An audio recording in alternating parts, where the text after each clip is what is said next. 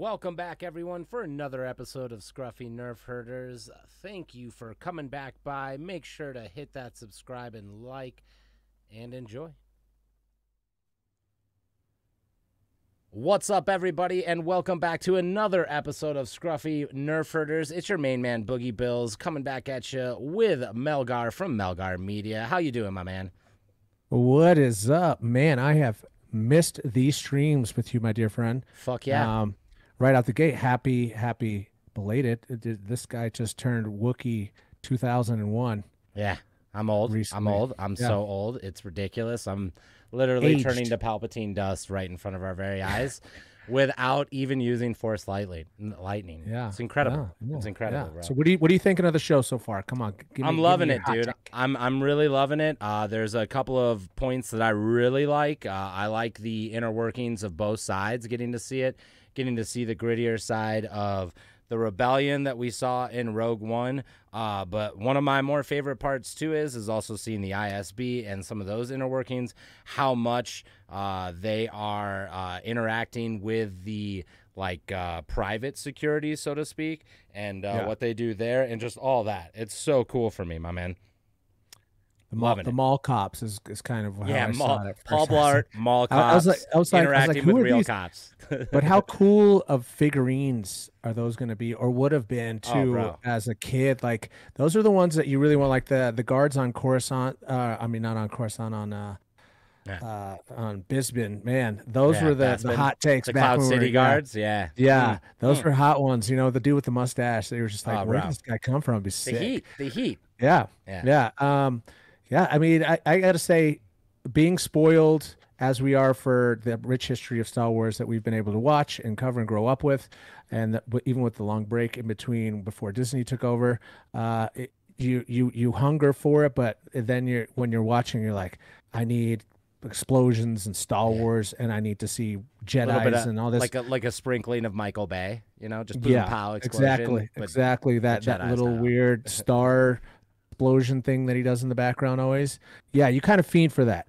But I do have to say, disclaimer for sure, that Rogue One is my favorite of Disney's stuff that they've put out thus far. So I was really excited for this show, and I had to take a step back after the first 3 episodes, which I think, in my opinion, worked well as 3 episodes. If they would have just put out 1 episode, I think that they would have lost some viewers, because not everybody is ready for this long-winded pacing, intricate story, Well, so this is a real I enjoyed story, it. And I think what we're seeing here is, and I think you just hit the nail right on the head, dude, because getting it out in 3 was an executive decision, and somebody made a real good choice on that.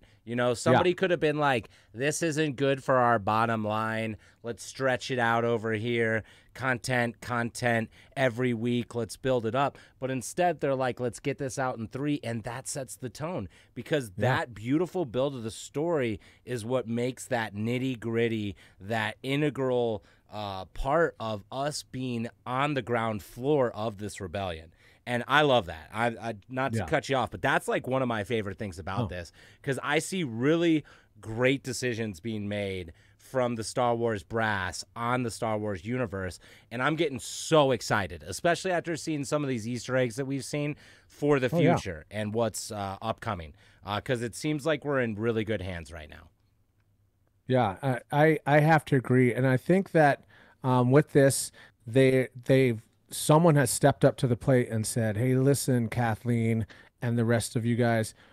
We've even given them Goofy, Obi-Wan Kenobi, and it didn't land as hard as we thought it would. It was a home run, but it could have been a grand slam. Yeah. So I'm really glad that they had this in the pipeline, being like, hey, if that's not well received, Rogue One has gotten a lot of attention and is lasting in people's opinion as one of the faves. Totally. So we should expand on that and use the same filmography, use the same kind of gritty grime, and just underneath and start with the origin story that doesn't have to do with a Jedi or a Sith or things that we are already accustomed to seeing.